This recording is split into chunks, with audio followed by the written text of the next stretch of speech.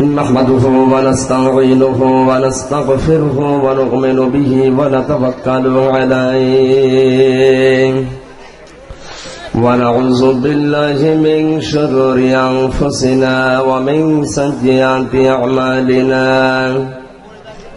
من يهدي الله فلا مضل له ومن يضلل فلا هادي له ونشهد أن لا إله إلا الله وحده لا شريك له ونشهد أن سيدنا وحبيبنا ومولانا محمدا عبده ورسوله الذي أرسله بالحق بشيرا ونذيرا وداعيا إلى الله بإذنه وسراجا منيرا فقد قال الله تعالى في كلامه المجيد وفرقانه الحميد أعوذ بالله من الشيطان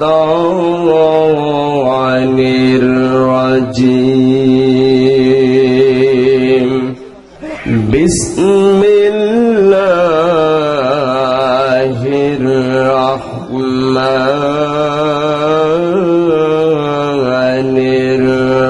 الرحيم قل إن كنتم تحبون الله فاتبعوني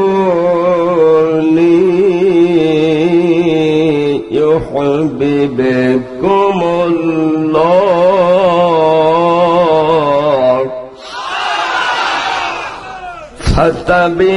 فاتبعوني يحببكم الله ويغفر لكم ذنوبكم والله غفور رحيم قل أطيعوا الله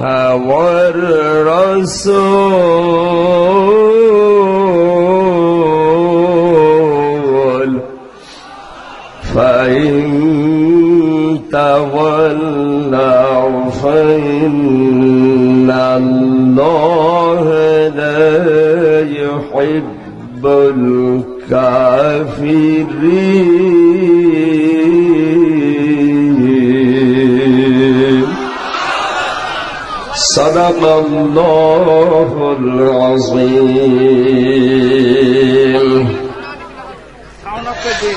عن أبي هريرة رضي الله تعالى عنه قال قال النبي صلى الله عليه وسلم من أحب لله وأبغض لله فقد استكمل الإيمان رواه البخاري وعنه قال قال النبي صلى الله عليه وسلم لا تحصى عجائبه ولا تبلى غرائبه فيه مصابيح الهدى ومنار الحكمة متفق عليه وقال تعالى في شان حبيبي إن الله وملائكته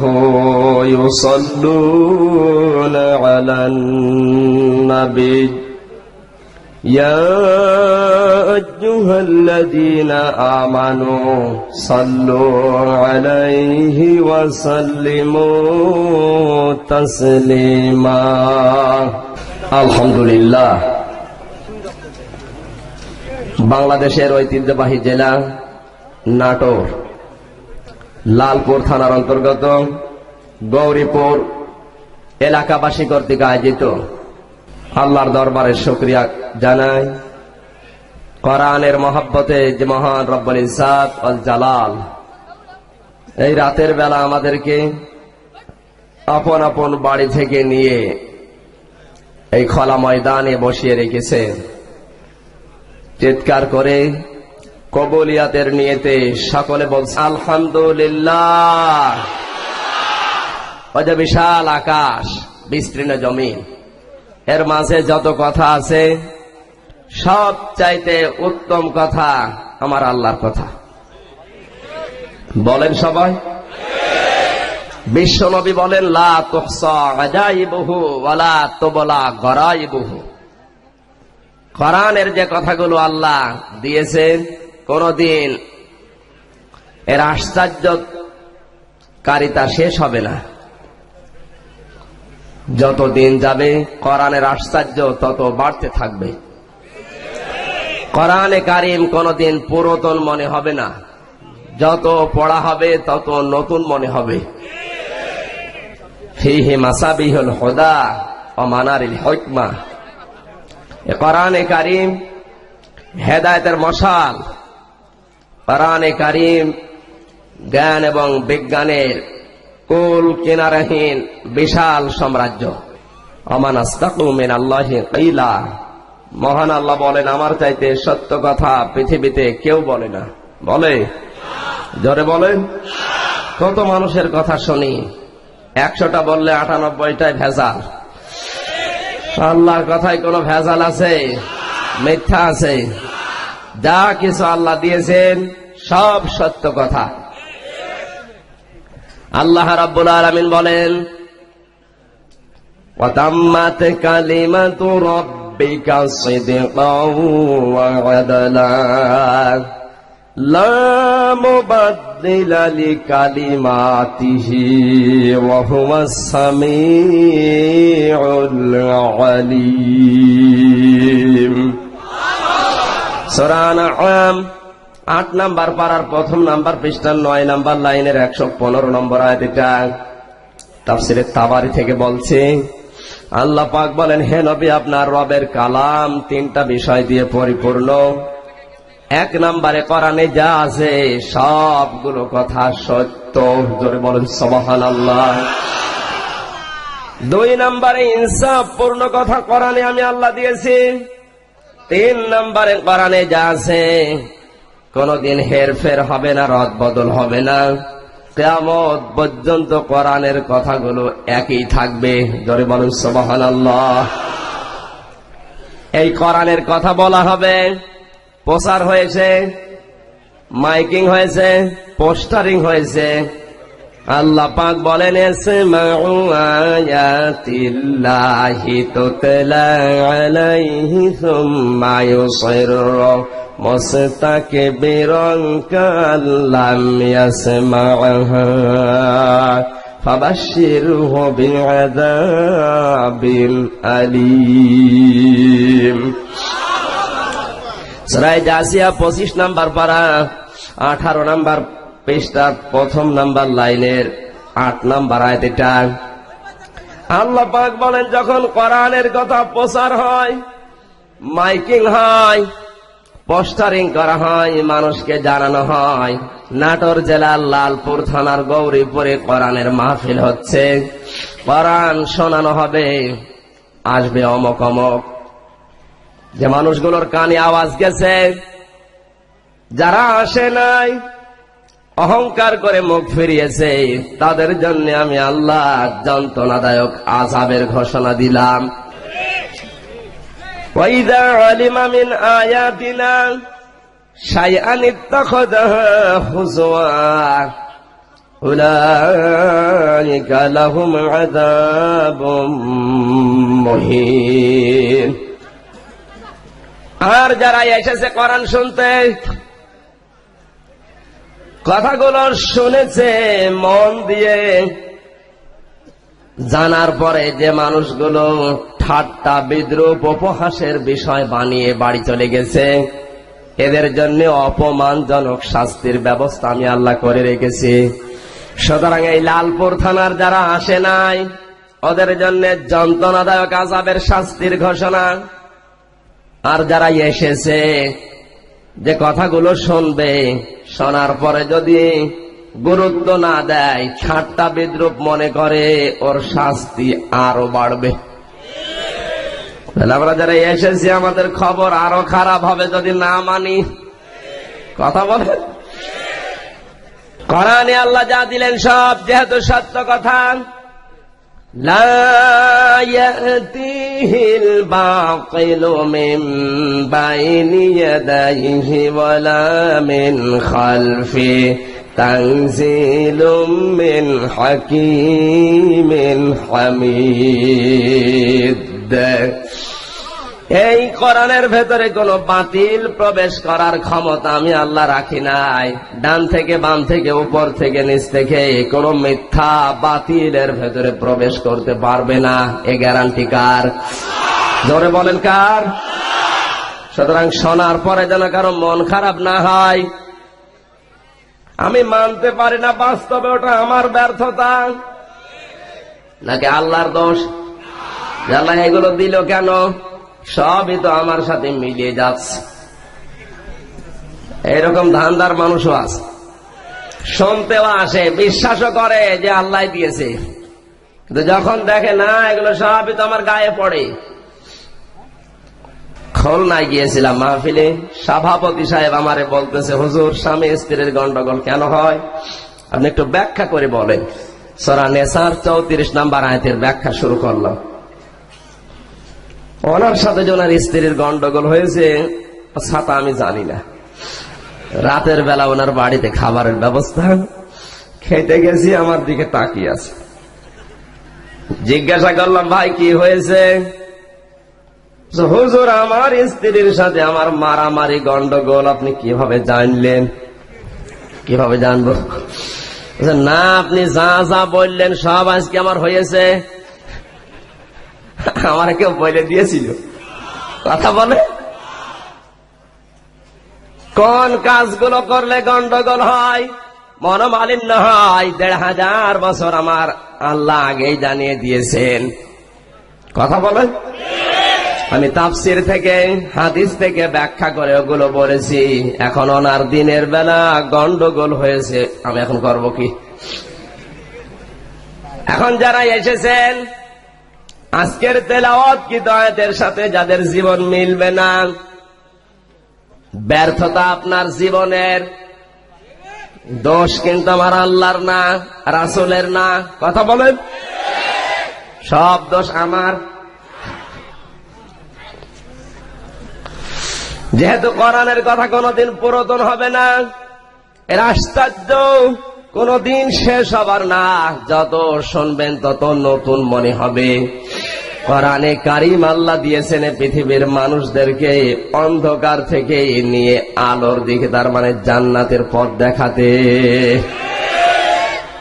কিতাবুন আনজালনাহু ইলাইকা লিতুখরিজান নাসা মিনাজ যুলুমাতি ইলান নূর বিইذনি রাব্বিহিম ইলা সিরাতিল আজিজিল হামিদ।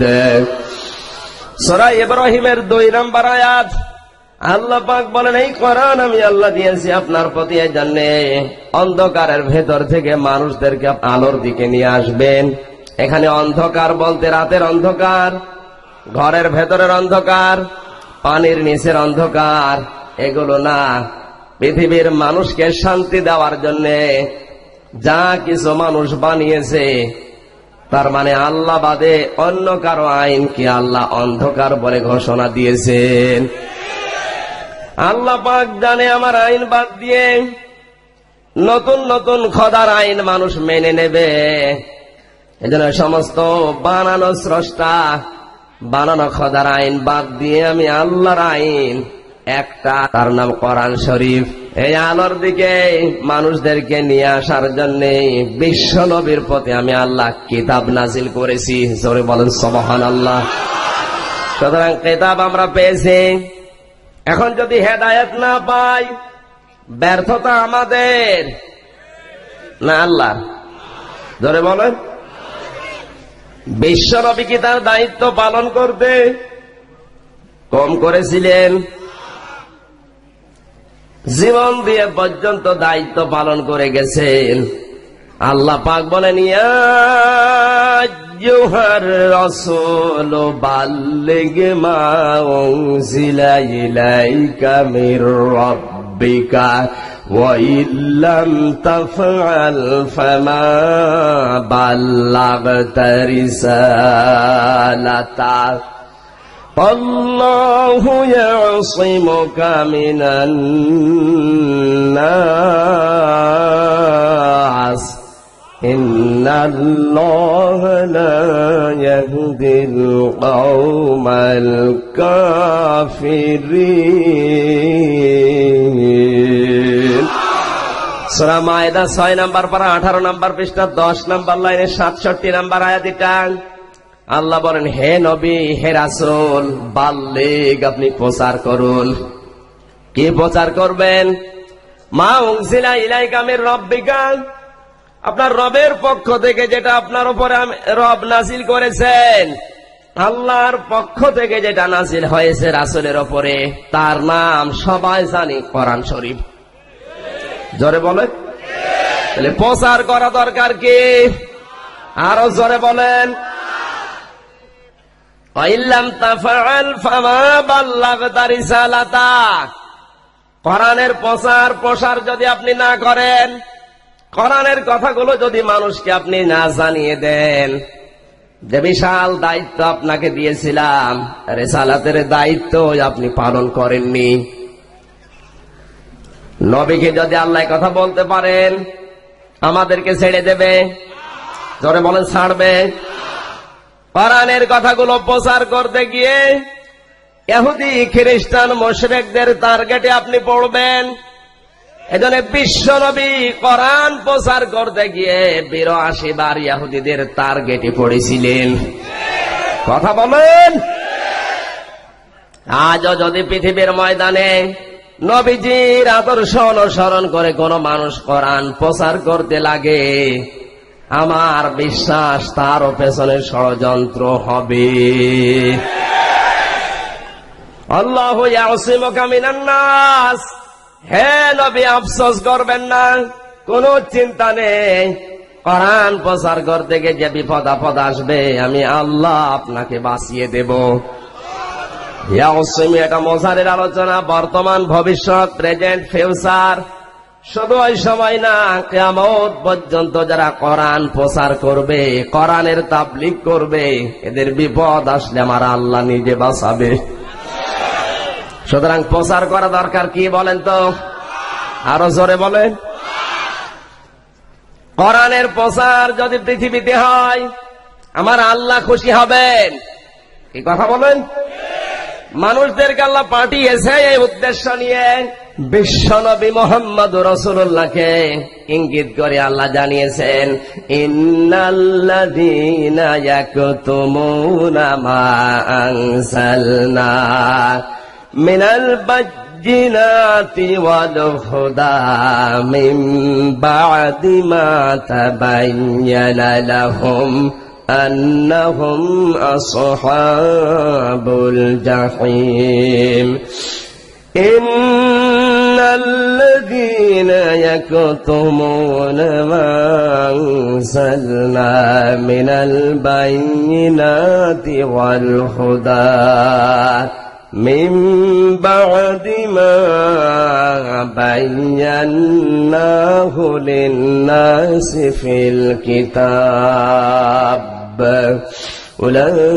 أولئك يلعنهم الله ويلعنهم اللاعنون সূরা বাকারা 2 নম্বর পারার 3 নম্বর পৃষ্ঠা 4 নম্বর লাইনের 159 নম্বর আয়াত। এটা নিশ্চয় যারা আমি আল্লাহ যেটা নাযিল করলাম এটা গোপন করছে, ভবিষ্যতেও করবে।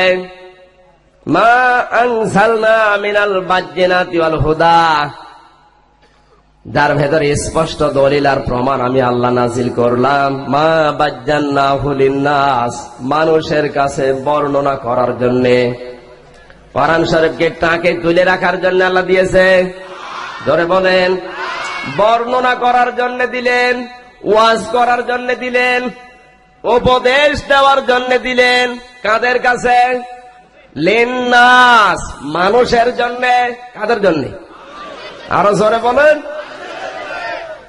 আল্লাহ বলেন মানুষের মাঝে যারা কোরআনের জ্ঞান থাকার পরেও প্রচার করে না, উলাইকা ইয়ালআনুহুমুল্লাহ, আমি আল্লাহ নিজে এদের উপরে লানত করি। ওয়ালানুহুমুল লাঈনুন, শুধু আমি একা না, যত সৃষ্টি আমার আছে, আসমান জমিনে যত সৃষ্টি, এমনকি ফেরেশতারা, লাঈনুন বহুবচন, সবাই আমি আল্লাহর কাছে বরদোয়া করে, আল্লাহ তুমি এই নাফরমানকে ধ্বংস করে দাও। এই জন্যই তো এই মাহফিলে কোরআনের কথা বলা হয়। আমি যদি প্রচার না করি, কিয়ামতের দিনে এই মানুষগুলো আল্লাহর দরবারে ডাক দিয়ে বলবে, রব্বুল আলামিন, আমির হামজা এসেছিল, তোমার কোরআন যে প্রচার করার দায়িত্ব ওগুলো করে নাই, আমরা জানতাম না, এই জন্য মানি নাই। আসল কথাগুলো বলার দায়িত্ব আমাদের। আমরা যদি না বলি মানুষ জানবে কি করে? আর মানুষ যদি নাই জানে মানবে কি করে? অনেকে বলে জানার নাম ইসলাম না, মানার নাম ইসলাম। এটা আর এক গোড়ামি। জানা এবং মানা দুইটার নামই ইসলাম। জোরে বলেন। আপনি যদি নাই জানেন মানবেন কি? আজ অনেক মানুষ আছে কিছুই জানে না, আন্দাজে মেনে যাচ্ছে। কি কথা বলেন না? কিছু জানে না, আন্দাজে মানে, এরকম মানুষের সংখ্যা কম না বেশি? এখন নতুন নতুন করে আরো তৈরি হচ্ছে, কিচ্ছু জানে না। ওর পেটে যদি পাড়া দেওয়া যায় তাও কিছু বলতে পারবে না, অথচ মনে হচ্ছে একেবারে আল্লাহর খাস ওলি। এজন্য নবীজিকে আল্লাহ সর্বপ্রথম যে ওহী দিয়েছেন, নামাজ না, রোজা না, হজ না, যাকাত না, দান না, সদকা না, জিহাদ না, বিশ্ব নবীকে আল্লাহ বলেন ইকরা, হে নবী আপনি পড়ুন। আজ লেখাপড়া নেই আমাদের। তারা শব্দের শাব্দিক অর্থ পড়তে হবে, বুঝতে হবে, আমল করতে হবে, মানুষের কাছে পৌঁছাতে হবে, এর নাম ইকরা। আজ আমাদের পড়া নেই, যে বাবা যা বলে আমরা তাই বিশ্বাস করে নেই। কথা বলেন। আজ বাতিল গুলো বিভিন্ন পীর সাহেবকে তাসবিহ হাতে নিয়ে দরগায়, খানকায়, বিভিন্ন ময়দানে বসিয়ে দিয়েছে। আমার ভাইরা কান লাগান। আমাদেরকে আল্লাহ যখন পৃথিবীতে পাঠাবেন, ফেরেশতাদেরকে বলেছিলেন, ওয়াইযে ক্বালা রাব্বুকা লিল মালাইকাতি ইন্নী জাইলুন ফিল আরদি খলিফা। সূরা বাকারা 30 নম্বর আয়াত, প্রথম নাম্বার পারার 5 নম্বর পৃষ্ঠার প্রথম নাম্বার লাইনে আছে। আল্লাহ পাক বলেন, ফেরেশতাদের কাছে আমি বললাম, ইন্নী জাইলুন ফিল আরদি খলিফা, অবশ্যই আমি দুনিয়ায় খলিফা পাঠাবো। কি পাঠাবো? সবাই বলেন। দুনিয়ায় আমি মানুষ পাঠাবো, এ কথা কিন্তু আল্লাহ বলেন নাই। ইন্নী দিয়েছেন, অবশ্যই আমি পাঠাবো। তার মানে সিদ্ধান্ত ফাইনাল হয়ে গেছে। আল্লাহ কিন্তু ফেরেশতাদের কাছে পরামর্শ করতে যায় নাই যে তোমরা যা বলো আমি তাই করব। পরামর্শ করতে গেলে ইন্নী দিতেন না, কারণ সিদ্ধান্ত নেওয়ার পরে আর পরামর্শ করা লাগে না। কথা বলেন ঠিক কিনা? আজ ইউনিয়ন পরিষদের নির্বাচন 31শে মার্চ। ওপরে যারা দায়িত্বে আছে, বাংলাদেশ আওয়ামী লীগ, বিএনপি, জাতীয় পার্টি, জামাত ইসলাম, যারা রাজনৈতিক দলের মুখপাত্র, এরা কিন্তু আগেই সিদ্ধান্ত নিয়েছে কোন কোন ইউনিয়নে কাকে দেওয়া হবে। আপনি যতই লবিং করেন পাবেন না, কারণ সিদ্ধান্ত আগেই ফাইনাল হয়েই গেছে। কথা বলেন।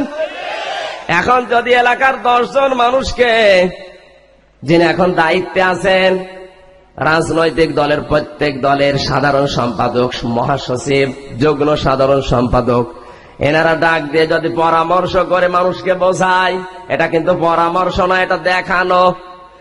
কারণ সিদ্ধান্ত আগেই ফাইনাল হয়েই গেছে। কথা বলেন। এই লালপুরের গৌরীপুর এলাকার জন্য আমিনুল ইসলাম ভাইকে মনোনীত করা হবে, আওয়ামী লীগ থেকে ফাইনাল হয়েই গেছে। এখন যে পরামর্শ হবে এটা লোক দেখানো। আল্লাহ বলেন, ইন্নী জাইলুন ফিল আরদি খলিফা, আমি সিদ্ধান্ত ফাইনাল করেই ফেলেছি, খলিফা পাঠাবো। কারণ পরামর্শ করে কাজ করে দুনিয়ায় তারা, যাদের ভুল হওয়ার সম্ভাবনা আছে। কথা বলেন না কেন? আমার আল্লাহর ভুল হওয়ার সম্ভাবনা আছে? জোরে বলেন। ফেরেশতারা শোনার পরে ডাক দিয়েছে, ক্বালু আতাজআলু ফিহা মান ইউফসিদু ফিহা ওয়া ইয়াসফিকুদ দিমা। হে আল্লাহ, এমন জাতি তুমি সৃষ্টি করবে, এমন খলিফা পাঠাবে যারা মারামারি করবে, ফ্যাসাদ সৃষ্টি করবে, রক্তপাত করবে। আতাজআলু হরফে ইস্তেফহাম, বালাগাতের পরিভাষায় এই আ শব্দটা ইস্তেফহামে তানকিরে, তারা না বানালে ভালো হয়। ফেরেশতাদের সাথে আমাদের দুশমনি আছে, মারামারি ছিল, জমি জায়গা নিয়ে বিরোধ ছিল, তারা নিষেধ করছে কেন? সন্তান বাবাকে ভালোবাসে, বাবা যদি কোনো কাজ করার পরে যদি লস হয়, 2 বছর পরে আবার যদি 10 লাখ টাকা দিয়ে ওই ব্যবসা শুরু করে, সন্তান তো আগের অভিজ্ঞতায় জেনেছে যে ব্যবসায় লস হয়। সন্তান ভালোবাসে বাবাকে, এজন্য বাবাকে বলবে, বাবা আবার আপনি কাজ করবেন। বাবা বাবা চুপ কর, তোর পরামর্শ আমি চেয়েছি। পরামর্শ চাওয়া লাগে না, যেহেতু আগের অভিজ্ঞতা আছে 2 বছর আগের। কথা বলেন। আল্লাহকে পরামর্শ দিচ্ছে ফেরেশতারা কেন? এ সমস্ত জিনিসগুলো বলেছে আল্লাহকে এই জন্যে, কারণ ফেরেশতারা আগেই জেনেছে এর আগে জিন জাতিকে বানিয়েছিল আল্লাহ, তারা আল্লাহকে মানে নাই। তারা রক্তপাত করে, মারামারি করে, বিশৃঙ্খলা করে দুনিয়া থেকে বিদায় নিয়েছে, ধ্বংস হয়ে গেছে। ফেরেশতারা যেহেতু আল্লাহকে সবচাইতে বেশি ভালোবাসে, ওই কথাটাকে আল্লাহকে স্মরণ করিয়ে দিয়েছে। আল্লাহ, তুমি এমন জাতি বানাবে যারা মারামারি রক্তপাত করবে। ফেরেশতারা কিন্তু নিষেধ করে নাই, কারণ আল্লাহ যেটা সিদ্ধান্ত নেবে ফেরেশতারা নিষেধ করতে পারে এরকম দুঃসাহস আছে? ফেরেশতারা ডাক দিয়েছে, ওয়া নাহনু নুসাব্বিহু বিহামদিকা ওয়া নুকদ্দিসু লাক। হে আল্লাহ, এমন জাতিকে পাঠাবে যারা মারামারি করবে, তোমার তাসবিহ তাহলিল, তোমার জিকির আজগার প্রশংসা করার জন্য আমরা তো আছি। ফেরেশতাদের ধারণা খলিফা দুনিয়ায় মনে হয় আল্লাহ পাঠাবে জিকির করার জন্য, তাসবিহ করার জন্য। ফেরেশতারা এই ধারণার বশবর্তী হয়ে এই কথা বলেছে, আল্লাহ জিকির করা, তাসবিহ করার দায়িত্ব তো আমাদেরকে দিয়েছে। ওই এমন এমন ফেরেশতা আছে যাকে আল্লাহ কিয়ামত পর্যন্ত শুধু সুবহান আল্লাহর দায়িত্ব দিয়েছে, ও সুবহান আল্লাহ পড়বে। কথা বলেন। তাসবিহ করার জন্য হাজার হাজার সৃষ্টি আল্লাহ তৈরি করে রেখেছে।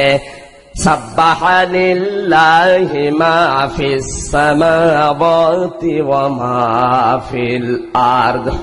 আল্লাহ পাক বলেন, আসমান জমিনে যা আছে সবাই তাসবিহ করছে আমি আল্লাহর। কার? ওয়াইম মিন শাইইন ইল্লা ইউসাব্বিহু বিহামদিহি ওয়ালাকিন লা তাফকাহুনা তাসবিহাহুম ইন্নাহু কানা হালিমান গফুরা। সূরা বানী ইসরাইল 15 নম্বর পারা 5 নম্বর পৃষ্ঠা 4 নম্বর লাইনে 6 নম্বর রুকুর 44 নম্বর আয়াতের শেষের অংশ এটা। তাফসীর ইবনে কাসির।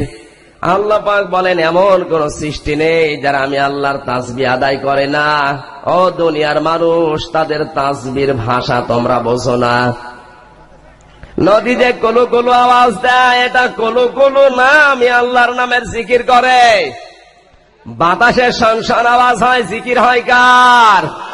ঘড়িতে ঢন ঢন করে আওয়াজ হয়, এটা জিকির হয় আমার আল্লাহর। গরুতে খাবার খাওয়ার পরে জাগর কাটে, জাগর না, ওটা জিকির করে আমি আল্লাহর। কিন্তু তাদের ভাষা তোমরা বোঝো না।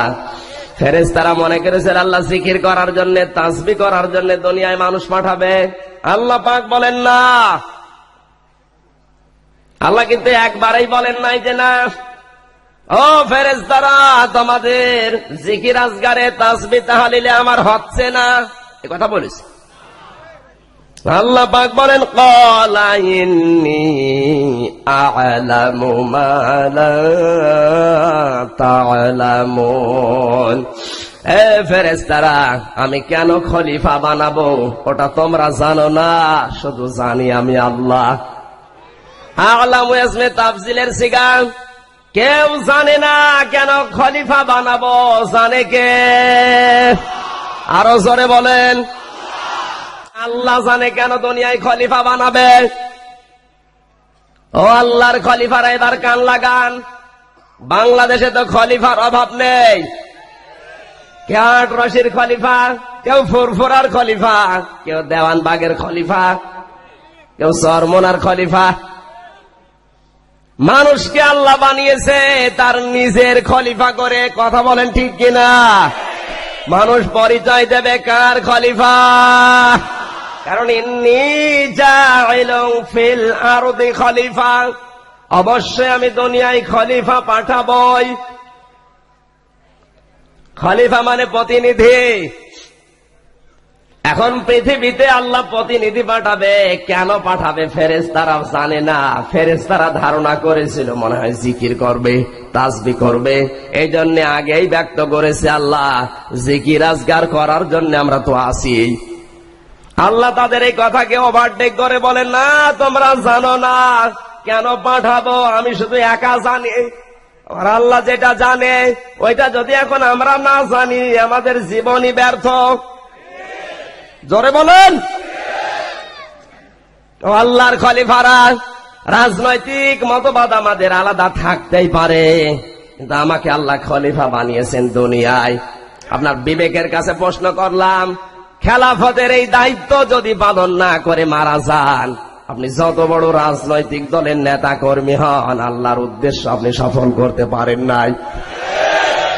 বাংলাদেশের প্রধানমন্ত্রী একটা রাষ্ট্রদূতকে যদি বলে তুমি ভারতে যাও, ভারতে যাওয়ার পরে 10 দিনের এই কর্মসূচি কমপ্লিট করে আবার দেশে ফিরে আসো, বাংলাদেশের রাষ্ট্রদূত যদি ভারতে না যেয়ে চলে যায় আমেরিকায়, ওর চাকরি থাকবে, ওর বেতন বাড়বে, ও জেলখানায় যাবে না। আল্লাহকে আপনাকে প্রথমে জানিয়েছেন ইন্নী জাইলুন ফিল আরদি, পাঠাবো তোমাকে আগে জমিনে। তাহলে আল্লাহর খলিফারা আগে আসবে কোথায়? জোরে বলেন। রাষ্ট্রদূতকে প্রধানমন্ত্রী পাঠিয়েছে ভারতে, তার 1 নাম্বার কাজ আগে যাবে ভারতে। কথা বোঝা যাচ্ছে না? 2 নাম্বারে তার যে কর্মসূচি দিয়েছে রাষ্ট্রের পক্ষ থেকে ওটা পালন করবে, তাহলে তার চাকরি টিকে থাকবে, বেতন ভাতা বাড়বে, পদোন্নতি হবে। কথা বলেন না কেন?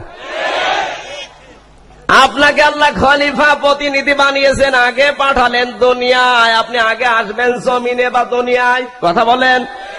তারপরে যে কর্মসূচি দিয়েছে ওটা পালন করবেন। এখন আপনি দুনিয়ায় আসলেন না, কর্মসূচি যেটা দিয়েছে ওটা তো পালন নেই। ওর যদি চাকরি না থাকে রাষ্ট্রদূতের, ও যদি জেলখানা হয়, আপনারও চাকরি থাকবে না, আপনারও জেলখানা আছে। আল্লাহর জেলখানার নাম জাহান্নাম। এজন্য আল্লাহর খলিফারা কান খাড়া করে শোনেন। জমিনে আল্লাহ পাঠিয়ালেন, আমরা জমিনে এখন নেই। এখানে আল্লাহ দিতে পারতেন ইন্নী জাইলুন ফিল মাসাজিদি খলিফা, আমি মসজিদে খলিফা পাঠাবো, বলতে পারতেন না? ইন্নী জাইলুন ফিল মাদারিসি খলিফা, আমি মাদ্রাসায় খলিফা পাঠাবো। ইন্নী জাইলুন ফিল খানকা খলিফা, ফিল মাজার খলিফা, ফিল দরবার খলিফা, আমি দরবারে মাজারে খানকায় খলিফা পাঠাবো। ওরা খানকা দরবার মাজারে মসজিদে মাদ্রাসায় বসে শুধু জিকির আজগার করবে আর তাসবিহ করবে, এই জন্য খলিফা পাঠাবো। তাহলে ফিল আরদি এই শব্দ আল্লাহ এখানে দিতেন না। আজ আল্লাহর খলিফারা ফিল আরদি জমিনে নেই, আছে মাদ্রাসায় মসজিদে, বিভিন্ন পীর নামে ঢুকেছে খানকায় দরবারে আস্তানায় মাজারে। জমিন যেহেতু ফাঁকা, ফাঁকা জমিনে জালেমরা 180 মাইল বেগে চালাচ্ছে।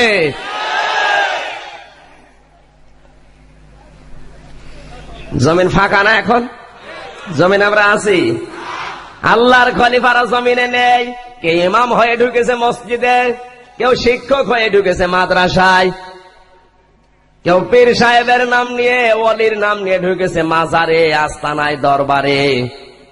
এদিকে জমিন ফাঁকা পেয়ে জালেমরা বসে নেই, ওরা সব দখল করে চালিয়ে যাচ্ছে। আল্লাহর খলিফারা এখন যদি আপনি জমিনে না আসেন, যে দায়িত্ব আপনাকে আল্লাহ দিয়েছেন 10 দিনের ওই কর্মসূচি, তার মানে হায়াত আপনার মনে করেন 60 বছর। এই 60 বছরের যে কর্মসূচি আল্লাহ দিয়েছেন যদি পালন করে আবার ফেরত যান, ওর যদি চাকরি না থাকে আপনারও চাকরি থাকবে না, তার মানে চাকরি না থাকলে দেশেও থাকতে দেবে না। কথা বলছেন না আমার? কিন্তু আমাদের আজ লজ্জা নেই। যত আমাদেরকে লজ্জা দেওয়া হয় মনে হয় আমাদের সম্মান আরো বাড়তেছে। এরকম নির্লজ্জ মানুষ দুনিয়ায় 2-1টা আছে না নেই? এই নাটোরের শহরের ওপর দিয়ে, নাটোর শহরের ওপর দিয়ে একটা লোক যাচ্ছে, হোটেলের বয় ডাক দিয়ে বলে ভাই আসেন খাবার খেয়ে যান। চিন্তা করছে খাবার খেতে ডাকে ফিরি যায়, ফেরি পালে মানুষ তো আলকাতরাও খায়। গেছে খাবার খাওয়ার পরে জিজ্ঞাসা করা আর কে আছে, বলে মিষ্টি আছে, দই আছে, নিয়ে আয় নাটোরের কাঁচা গোল্লা। সবগুলো খাওয়ার পরে আবার চলে যাচ্ছে। জিজ্ঞাসা করে ভাই টাকা দেবেন না? বলে কিসের টাকা? তুমি আমার বলেছো যে টাকা দেওয়া লাগবে, আমি তো চলে যাচ্ছিলাম, ডাক দিলে খাওয়ার জন্য খেলাম, এখন টাকা কিসের? যত বলে বোঝায়ও বোঝ নেয় না। দোকানদার বলে ভাই যদি টাকা না দেন আপনাকে আমি অপমান করব। করেন। নাপিত নিয়ে এসে পুরা মাথার চুল দিয়েছে একেবারে টাক করে। ডাক দিয়ে বলে কি অপমান মনে এবার হয়? লোকটা বলে অপমান কিসের, চুল কাটতে পারছিলাম না, ভালো হয়েছে।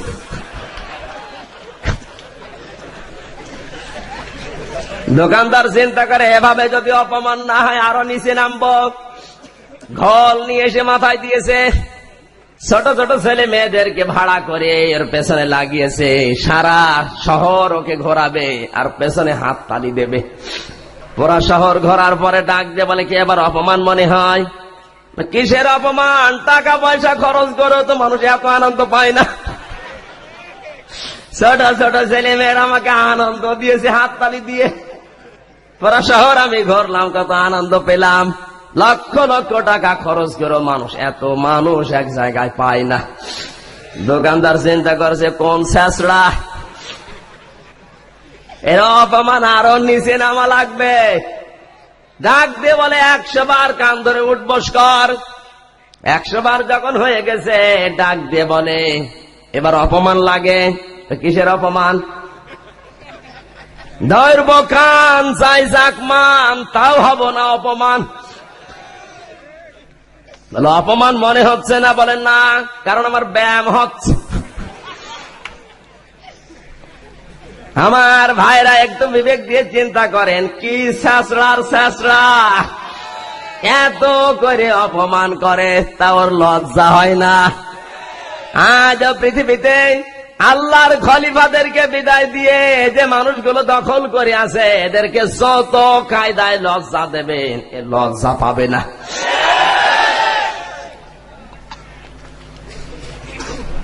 আপনি কত কায়দা করবেন ও তো লজ্জাই নেই, ও লজ্জা পাবে? আপনি যাই করেন বলতে আমার সম্মান বাড়ছে।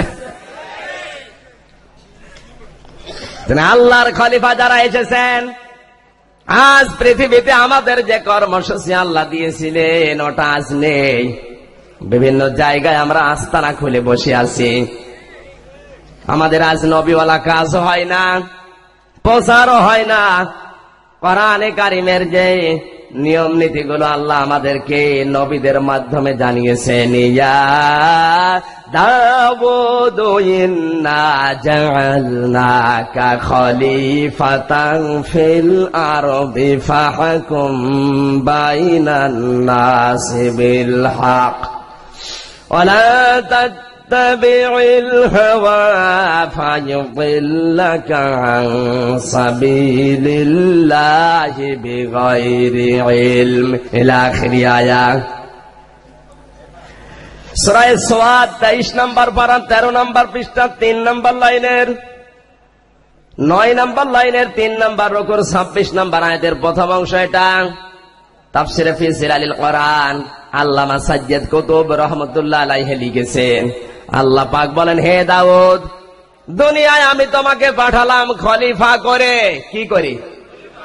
ইন্না জাআলনাকা খলিফাতান ফিল আরদি, জমিনে তোমাকে পাঠালাম খলিফা করে।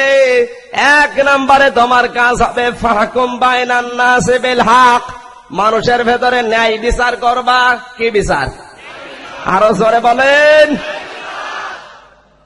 খলিফা যারা দাবি করছেন এবার মিলান, কিসের খলিফা আপনি হয়ে আসলেন দুনিয়ায়? আল্লাহর খলিফা হয়ে দুনিয়ায় আসার পরে আমাদের দায়িত্ব, আল্লাহ বলছেন, রাষ্ট্রদূতকে যেমন ভারতে পাঠিয়ে প্রধানমন্ত্রী একটা দায়িত্ব দেয়, আমাদেরকেও আল্লাহ জমিনে পাঠিয়ে এক নম্বরে যে দায়িত্ব দিয়েছেন, ফাহকুম বাইনান নাসি বিল হক, আমাদের ন্যায় বিচার করা লাগবে মানুষের মাঝে। কিসের মাঝে? না গরু ছাগলের মাঝে। বাইনান নাস বিল হক দিয়েছেন আল্লাহ, মানুষের মাঝে ন্যায় বিচার করবা। এক নম্বরে খলিফার কাজ এটা। আল্লাহর খলিফারা প্রশ্ন করছি, এখন আমরা জমিনে ন্যায় বিচার 100 ভাগ করতে পারি? জোরে বলুন। কি জবাব দেবেন আপনি? রাজনৈতিক ভাবে দল আপনি করেন আলাদা, আমি নিষেধ করি না, কিন্তু কি জবাব দেবেন বলেন? খলিফা হয়ে দুনিয়ায় আসলেন, ফাহকুম বাইনান নাসি বিল হক যদি না পারেন, মারা গেলে আপনি, আপনার চাকরি থাকবে না, যাওয়া লাগবে জেলখানা জাহান্নামে। শিক্ষিত মানুষ যারা আছেন বিবেকের কাছে প্রশ্ন করেন, এখনই মারা গেলে কি বলবেন? হযরতে ওমরও ছিলেন খলিফা। খলিফা ছিলেন না? খলিফাতুল মুসলিমিন হযরত ওমর, আমার আল্লাহর খলিফা বসে আছেন। হঠাৎ রাজ দরবারে এক বুড়ি মহিলা তার যুবতী মেয়েকে নিয়ে হাজির। ডাক দিয়ে বলে, খলিফা, আমার এই মেয়েকে আপনার সন্তান ধর্ষণ করেছে, আমি মামলা দিলাম, বিচার চাই। আল্লাহর খলিফারা বিবেক খাটান। বাংলাদেশে যারা দায়িত্বে আছে, যে কোনো মানুষের ছেলে যদি এরকম কোন 2 নাম্বারি কাজ করে, তার কাছে যদি গরিব মানুষের কোন মেয়ে এই বিচার নিয়ে যায়, ওর মাথা থাকবে। সবাই একরকম তা না, অনেক মানুষ এরকম আছে, ওরা কিছু না বললেও সামসা কিন্তু বসে থাকবে না। বিচার আর দেওয়ার জায়গা পাওনি। হযরত ওমর বলে, বুড়িমা দাঁড়ান। বাড়ির ভেতরে যে দেখে সন্তান খাবার খাচ্ছে, ডাক দিয়ে বলে, আবু শামা, জলদি করে খেয়ে নাও, তোমার বিরুদ্ধে একটা মহিলা তার মেয়ের ধর্ষণের মামলা দিয়েছে। বিষয়টাকে সত্য, ছেলেও ছিল সেই রকম চিটার বাটপার না। ডাক দিয়ে বলে, আব্বাজান, বন্ধুদের পাল্লায় পড়ে মদ খেয়ে ফেলেছিলাম, মাতাল অবস্থায় কাজ করেছি, কোনদিন আর করব না, দয়া করে আমারে মাফ করে দেন। স্ত্রী এসে বলে, খলিফা, সন্তান যখন ভুল স্বীকার করেছে, এবারের মতো তারে মাফ করে দেন। টাকা পয়সা সোনা দানা দিয়ে ওই গরিব মানুষের মেয়েকে বিদায় করে দেন। হযরত ওমর বলে, স্ত্রী আর একথা বলো না, আল্লাহর বিধান আমাকে ডাকতেছে। আযহানিয়াতু ওয়াজ্জানি ফাজলিদু কুল্লা ওয়াহিদিন মিনহুমা মিয়াতা জালদা। সূরা নূর 18 নম্বর পারা 19 নম্বর পৃষ্ঠা 3 নম্বর লাইনের প্রথম নম্বর রুকুর 2 নম্বর আয়াতের প্রথম অংশ। এটা তাফসীরে ফি জিলালিল কোরআনে আছে। আল্লাহ পাক বলেন, মহিলা হোক আর পুরুষ হোক, জেনা যদি করে আর ধরা যদি পড়ে, সাক্ষ্য প্রমাণ যদি হয়ে যায়, মিয়াতা জালদা 100 চাবুকের বেত্রাঘাত করা লাগবে। আদেশ কার? হযরত ওমর বলে, স্ত্রী আমার আল্লাহর বিধান, দুনিয়ায় যদি এটা পালন না করা হয়, কিয়ামতে আমার আল্লাহ নিজে বিচার করবে এই সন্তানের।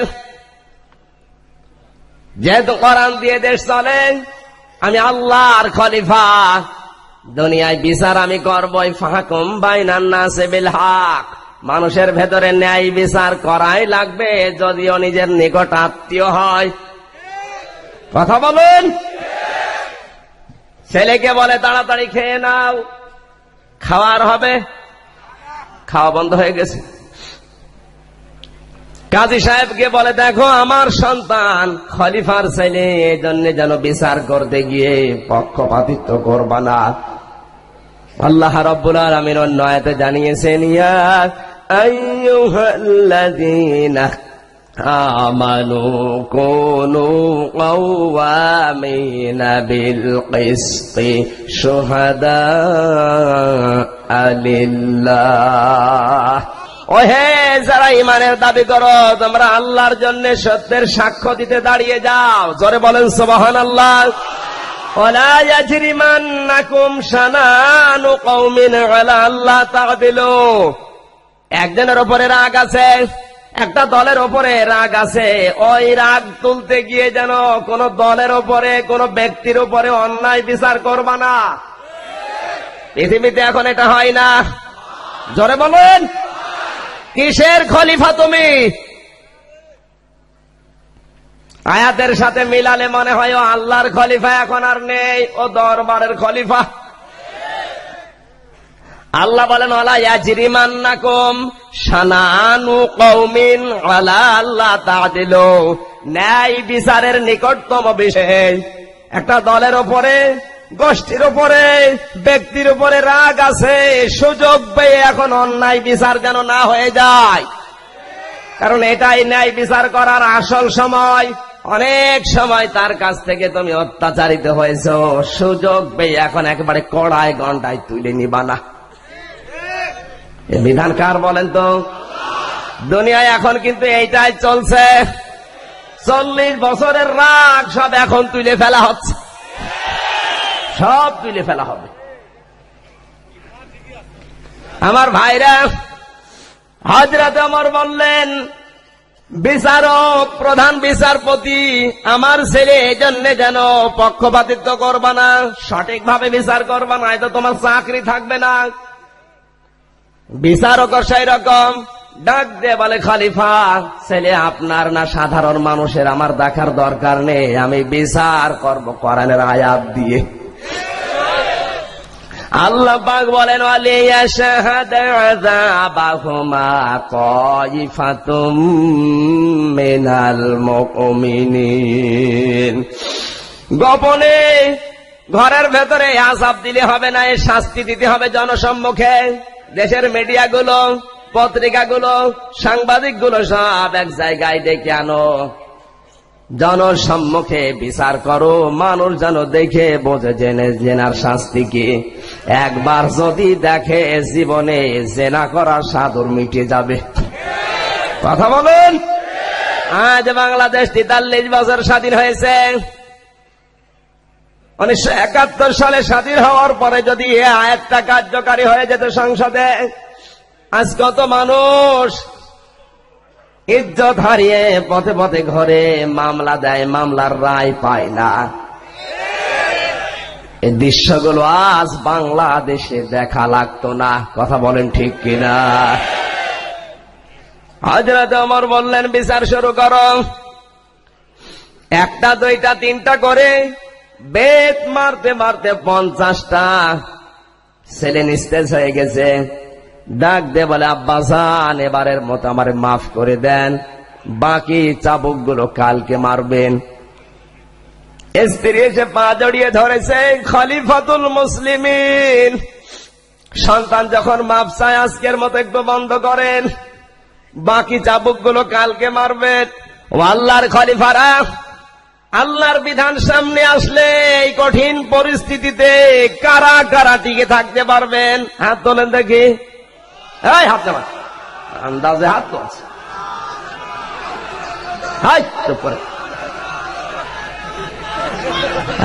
চুপ করেন, আন্দাজে না বুঝে হাত তুলছে।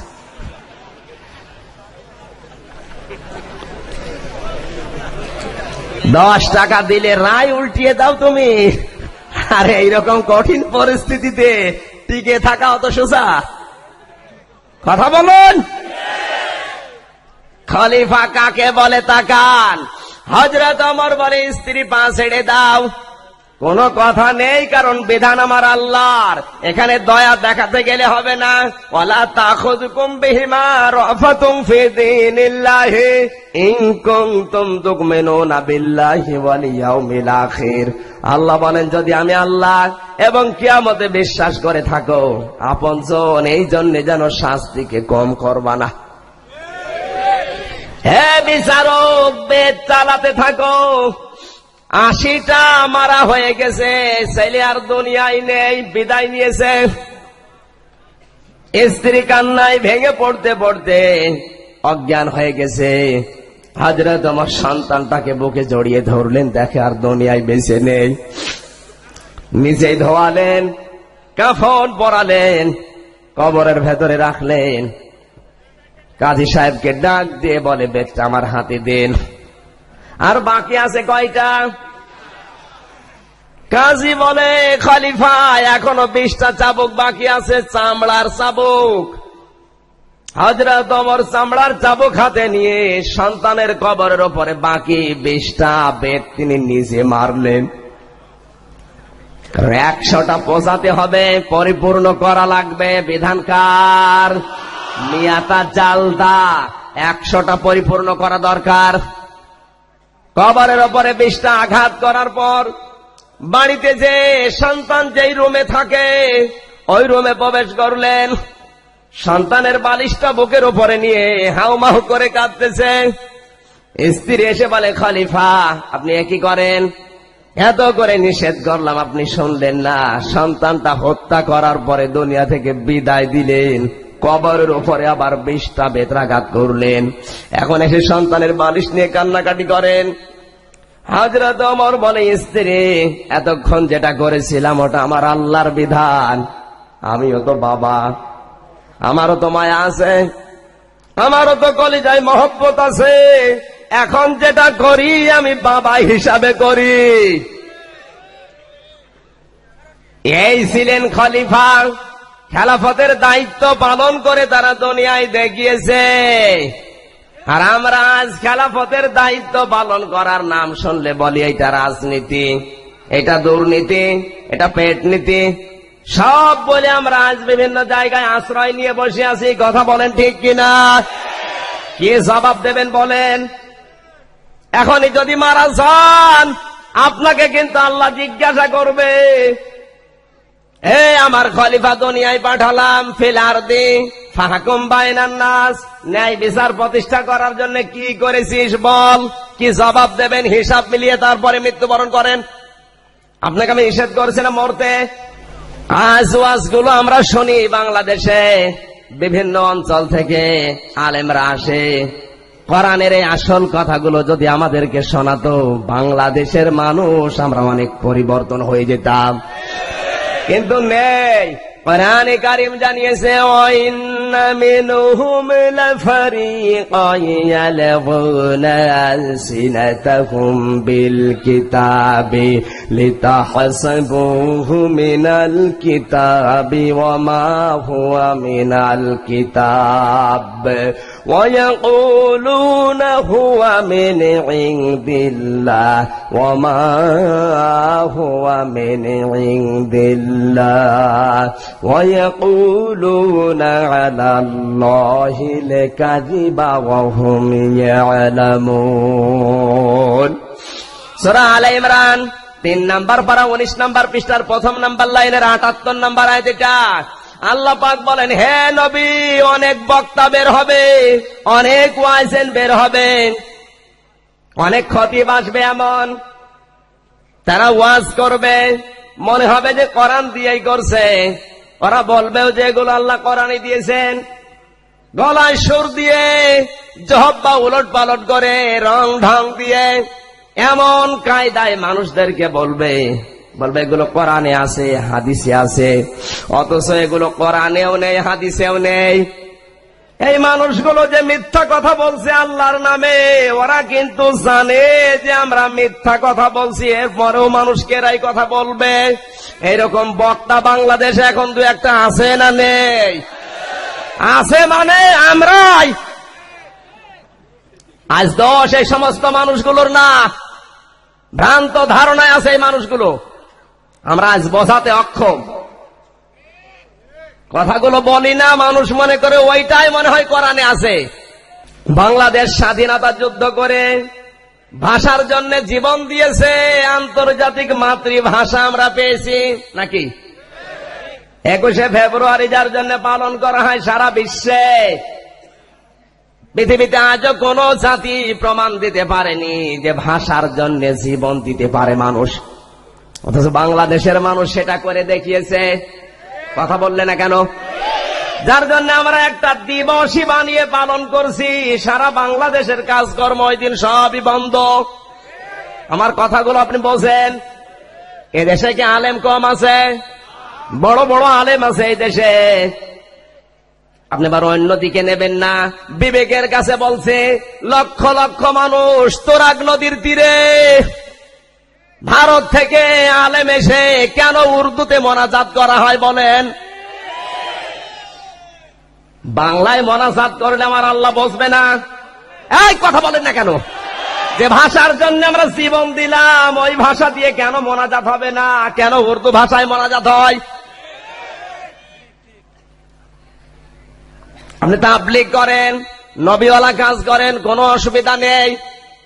কেন দিল্লি থেকে, ভারত থেকে মাওলানা নিয়ে এসে মোনাজাত উর্দুতে করা লাগবে? বাংলাদেশে কি বড় বড় আলেম পাওয়া যায় না? বাংলা ভাষায় মোনাজাত করলে যদি আমার আল্লাহ না বসে, তাহলে আমি উর্দুই করতাম। যে উর্দু ভাষা বিদায় করার জন্য আমরা জীবন দিয়েছি, কথা বলেন না কেন?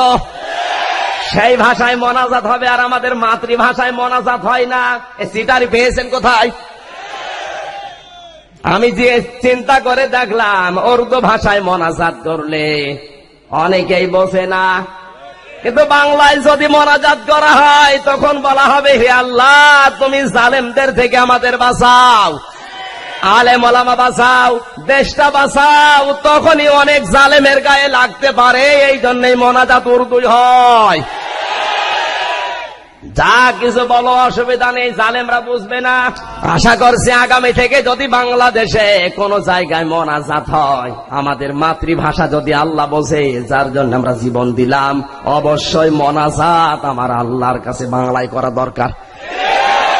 এই দাবির পক্ষে আপনারা নেই? আপনি রাগ করার বিষয় না এটা। কেন উর্দু মোনাজাত করবো আমরা? ও ভাষা কি আমাদের? কথা বলেন।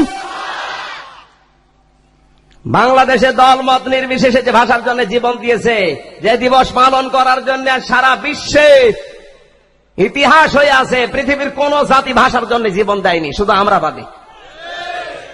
সেই ভাষায় মোনাজাত না করে যা বিদায় করার জন্য জীবন দিচ্ছে, সেই বিতাড়িত ভাষা দিয়ে মোনাজাত করা হয়। আল্লাহর খলিফা যারা দাবি করছেন, এ সমস্ত ওয়াজগুলো আজ আমরা শুনেছি। নতুন নতুন কথা লেসানের বহু বচন আলছে না, এলবোনা দিয়েছেন আল্লাহ, রং ঢং দিয়ে। জব্বা উল্টা পাল্টা করে সুর দিয়ে এমন কায়দায় কথাগুলো মানুষকে বলে, মানুষ মনে করে কোরআনে আছে। আল্লাহ বলেন অমা হুয়া মিন ইনদিল্লাহ, ওরা আল্লাহর নাম নিয়েই বলে, অথচ এই সমস্ত কথা কোরআনে আমি আল্লাহ দেইনি।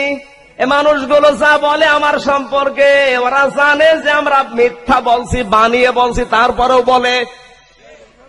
বাংলাদেশে দুই একটা বক্তা যদি এরকম থাকে, আপনি ওর ওয়াজ শুনবেন কোন কায়দায়, আল্লাহর নিষেধ, সূরা আলে ইমরান ৭৮ নম্বর আয়াতে কথা বলছে না কেন?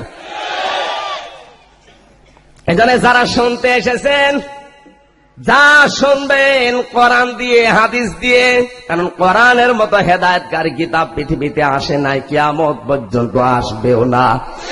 আল্লাহ আমাদেরকে সঠিকটা বোঝার তৌফিক দিন, জোরে বলেন আমিন।